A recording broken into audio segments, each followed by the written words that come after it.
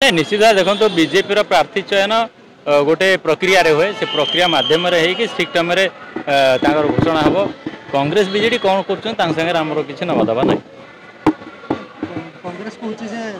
विजय सुनिश्चित 51,000 15,000 गणित धरी से बसुँच 65,000 भोट से शुणु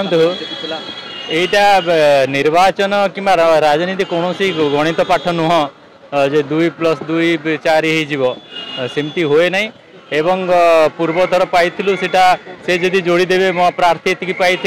आमर ये मिसेदेले से सेमती हुए ना एक युक्त एक माइनस हो जापे शून्य हो जापे तेणुक से प्रार्थी जहाँ को जहाँ कथा कहते से कौ परिस्थिति से भोट पाई से समीकरण ए समय रही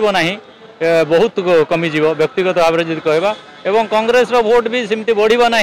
कहीं ये भारतीय जनता पार्टी सरकार हो जाए एवं डबल इंजन सरकार जो प्रकार काम कर से हिसाब से निश्चित भाव में नुआपड़ा लोक चाहिए कि प्रतिनिधि जड़े के भाजपा हो जद्वारा कि डबल इंजन सरकार लाभ से एरिया को मिल तृतीय द्वितीय तृतीय सेमती किसी न थाए मुझे कहले गणित नुह जे तृतीय तृतीय नेक्स्ट टाइम परीक्षा देले द्वितीय को आसो पंचम प्रथम श्रेणी को आसो सेमती हुए ना